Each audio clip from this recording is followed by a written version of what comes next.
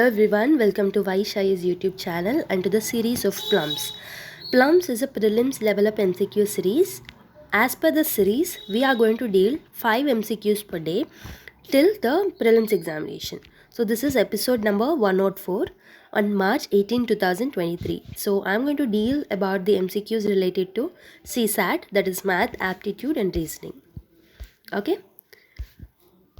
So as per this Plums, that is prelims level up MCQ series, daily at 9 p.m. we are solving 5 MCQs. On Tuesday, geography and environment related questions will be dealt. On Wednesday, about polity, governance and schemes, and on Thursday we are going to deal about economics, budget and survey, and on Saturday, that is today, we are dealing CSAT, math, aptitude and reasoning. And sir is also taking some sessions on Sunday, that is about current affairs, maps and IR, on Monday about history and art and culture, Friday about science and technology. So if you practice the right way, then no one can stop you from clearing the UPSC exam. So apart from this playlist, there are different videos which are already present in the channel, like ancient Indian, R.S. Sharma, medieval history, Satish Chandra series, modern history, spectrum, and other videos also. So this is the one-stop solution. This channel is one-stop solution for your UPSC preparation. So kindly subscribe to this channel and hit the bell icon. Okay, and you can save this number 7200 681675 and WhatsApp as UPSC free. And you can ask your queries and ask for the foundational videos also. So with this, we can start the video. So let's start MCQ number 1. So in the MCQ number 1, the question number 1 is, in each of the questions below are given 2 or 3 statements followed by conclusions 1, 2, 3 and 4. You have to take the given statements to be true even if they seem to be at variance from commonly known facts. Read the conclusions and then decide which of the given conclusion logically follows the given statements disregarding commonly known facts. So we have to disregard with the commonly known facts, but we have to accept only what is given in the question itself. So the statement number 1 is given as all greens are blue.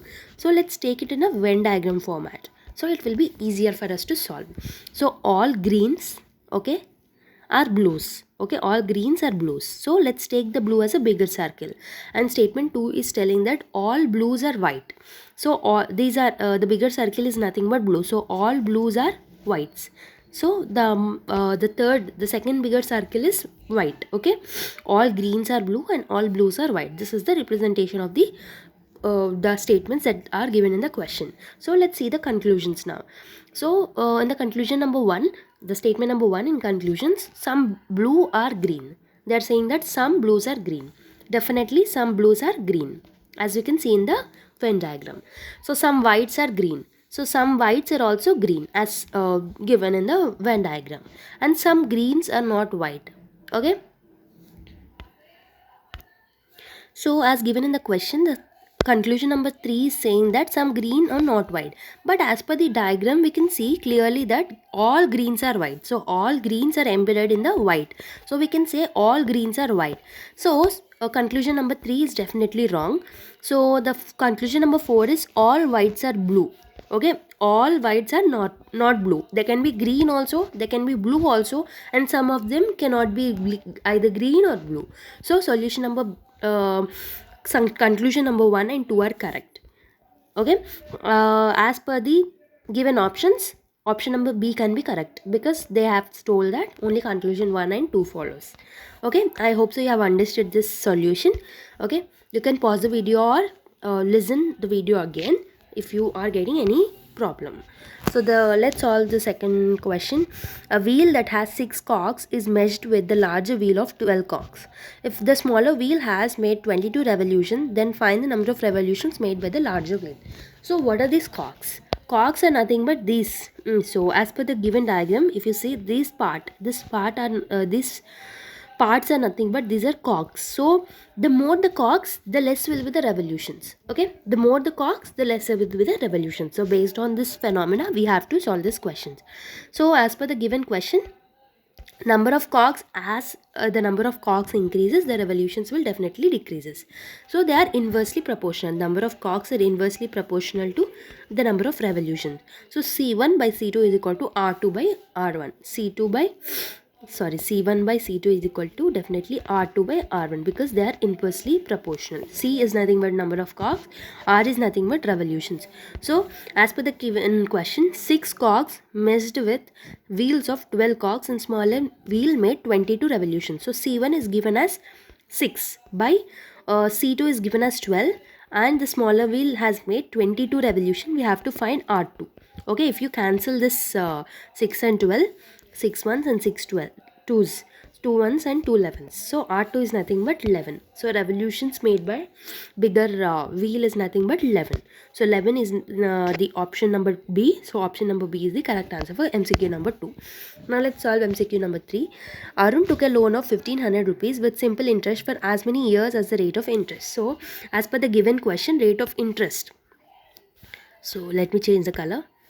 Rate of interest is nothing is equal to the number of years. So R is equal to Y. So if we paid 540 rupees as the interest at the end of the loan period, what will be the rate of the interest? We know that there is a formula for a simple interest. SI is equal to, that is simple interest is equal to PTR by 100. But as per the question, T and R are equal. T and R are equal. T is nothing but time period. So I am taking PR square by 100. Okay.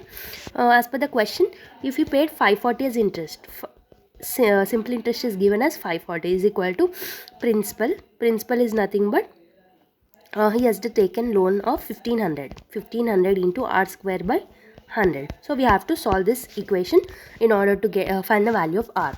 So if you look at the solution over here, so here it is nothing but it's 540. So there is a typing error. 540 is equal to 1500 into R square by 100. So 100 and zeros get cancelled. 540 by 15 is equal to R square. 15 36. R square is equal to 36. R is equal to 6%. So rate of interest is nothing but 6%. So option number 4 is correct answer for MCQ number 3. Now let's solve MCQ number 4. Two girls move in opposite direction, one from A to B and other from B to A. The girl from A reaches the destination in 16 hours and the girl from B reaches her destination in 25 hours. After having met, if the former speed is 25 km per hour, what is the speed of the later? So in this kind of questions, we have one formula, that is speed of A by speed of B is equal to root of time taken by B by root of time taken by A. So by this equation we can solve this question. So this is what I have did over here. Now let's substitute. Speed of A is nothing but the girl from A reaches the destination in 16 hours. Okay, the speed of the A is given as 25. By speed of B is not given. Root of speed of time taken by B is nothing but 25. Time taken by A is 16. So root 25 is 5 by root 16 is 4. 25 by SB. 5 5 is 25. SB is nothing but 20. 5 into 4, that is 20. Okay. Option number 4 is the correct answer for question number 4. Now let's solve MCQ number 5. That is the final MCQ per day. A number when divided by 5 leaves 3 as a remainder. What will be the remainder when the square of the number is divided by 5? So let's solve this question. So a number when divided by 5. So 5 into x plus remainder is 3 is nothing but the number. Let's take number as y. Okay. And what will be the remainder when the square of the number is divided by 5? So the square of the number is 5x plus 3 whole square. So 5x plus 3 whole square is nothing but 25x square plus 30x plus 9. Okay, this is the square of the number when divided by 5. So when you are individually dividing 5 with these individual numbers, so it will be 5 5 is 25. So here remainder is 0. Again 5 6 is 30. Here also for 30x also remainder is 0. The remaining is 9 by 5. So for 9 by 5, what is the remaining remainder? 5 ones are 5 and 4 will be the remainder. So the final remainder is nothing but 4. 4 is the correct answer for question number 5. That is option number B is the right answer. So you can cross check the solution over here by pausing the video, or else you can recheck the video again for the solution. So that is it for today's video. I hope so you have enjoyed this series. So let's meet in the next episode tomorrow. Till then, please subscribe to this channel and stay tuned. Thank you everyone. Bye bye.